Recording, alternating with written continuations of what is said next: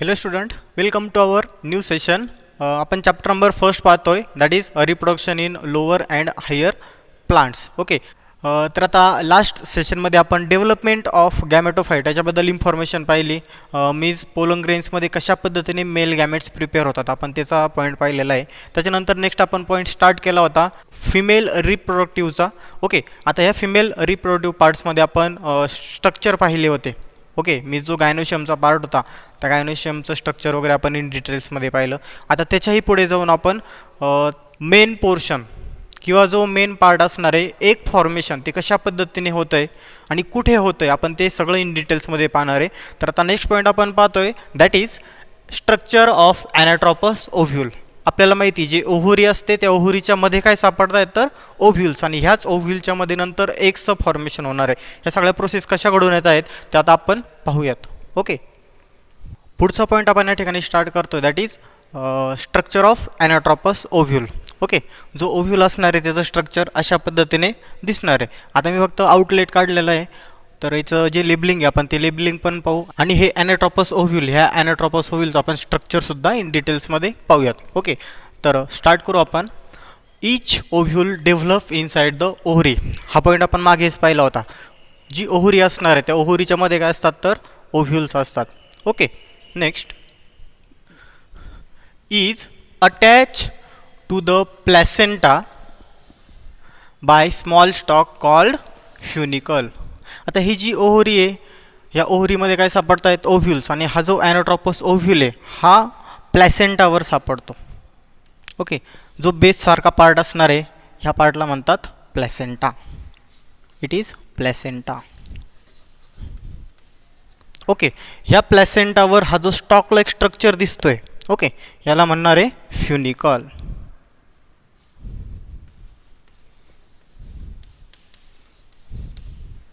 Okay, next point पाहू आपण. First point झाला आहे आपला. Second, the point where funicle and main body of ovule is attach it is hilum. आता ज्या ठिकाणी ह्या ओव्ह्यूलची ही सगळी मेन बॉडी आणि फ्युनिकलचा पॉईंट ज्या ठिकाणी एकत्र येत आहेत त्याला म्हणतात हायलम. ओके, मग तो पॉईंट आहे या ठिकाणी पहा हा जो फ्युनिकलचा स्टॉक आहे आणि ही मेन बॉडी या ठिकाणी एकत्र येत आहेत ना, सो ह्या पॉईंटला म्हणणार आहे हायलम.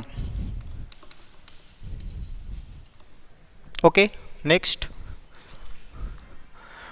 ॲनाट्रोपस ovule is most common type in which micropyle is directed downwards and it narrow opening.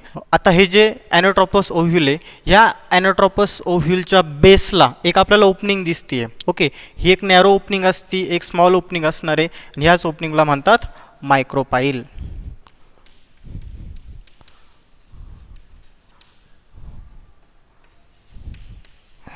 Okay, micropyle end it is a opening of ovule.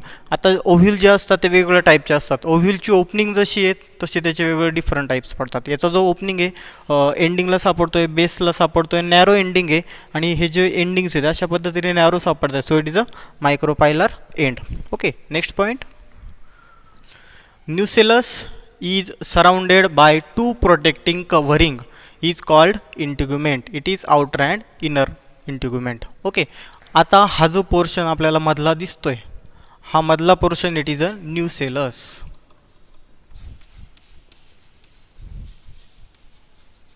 Okay, आणि हे जे न्यूसेलस आहे ह्या दोन लेयरनी कवर केलेलं आहे. ओके, ह्या दोन लेयरला किंवा ह्या दोन कवरिंगला नावं दिलेले आहेत. इट इज अ आउटर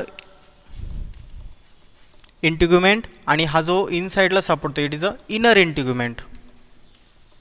अशा पद्धतीने आउटर अँड इनर असे दोन लेयर्स न्यूसेलसच्या बाहेर ॲज अ प्रोटेक्टिंग कवर म्हणून सापडत आहेत. Next point chalaza is base of ovule directed opposite to the micropyle. आता चलाझा ही सुद्धा एक एंड आहे. ह्या एंड थ्रू काय होत आहेत कधी कधी जी पोलन ट्यूब असणार आहे ती एंटर होते. ओके, तो एका प्रकारचा एंड आहे आणि हा एंड कुठे सापडतोय तर हा जो मायक्रोपायलर एंड आहे ह्या मायक्रोपायलरच्या एंडला आपल्याला या ठिकाणी ओपनिंग दिसते. ओके, हे जे इंटिग्युमेंट्स आहेत हे दोन्ही पण या ठिकाणी ओपन आहेत आणि हा जो ओपन पार्ट आहे it is a चलाझा.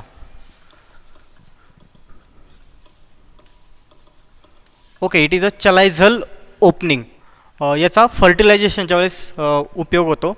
Next point, embryo sac, that is female gametophyte, is covered by multicellular structure embedded in nucellus.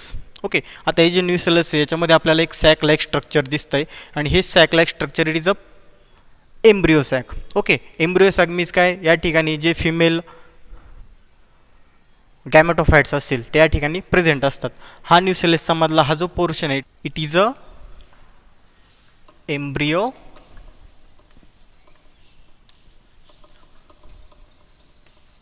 Sack. अशा पद्धतीने आपण हे स्ट्रक्चर ऑफ ॲनाट्रोपस ओव्ह्यूल पाहिलं. तर आता परत एकदा इन शॉर्टमध्ये आपण रिव्हिजन करूयात. आता हे जे ओव्ह्यूल आहे ओव्हरीमध्ये सापडणारे आणि ज्या पॉईंटला ओव्ह्यूल कनेक्ट होणार आहे त्याला म्हणतात placenta. It is a basal part.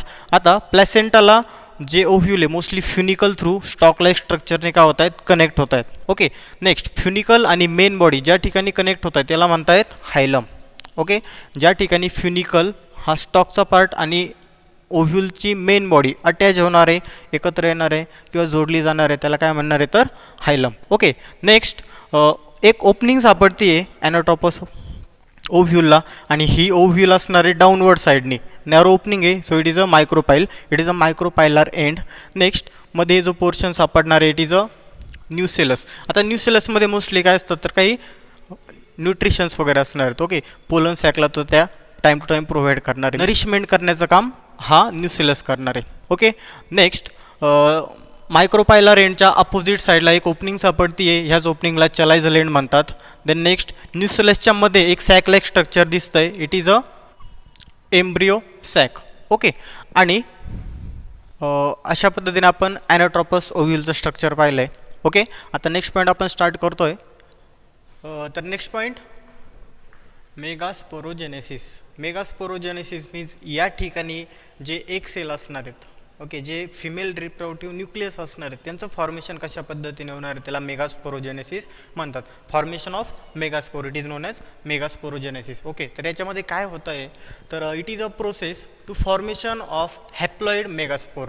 Haploid megaspore या ठिकाणी तयार केले जाणार आहेत. ओके, आणि हे तयार करताना कशापासून तयार केले जात आहेत तर फ्रॉम डिप्लॉइड मेगास्पोर, जे डिप्लॉइड मेगास्पोर असणार आहेत त्याच्यापासून मायटोसिस प्रोसेस होणार आहे, त्यांच्यापासून मेगास्पोर मदर सेल MMC ही फॉर्म केली जाणार आहे. नंतर हीच मेगास्पोर मदर सेल हिच्यामध्ये मायटोटिकली अजून डिव्हिजन होत जाणार आहेत आणि एका सिंगल सेलपासून टोटल 8 डिफरंट सेल्स या ठिकाणी तयार केले जातात.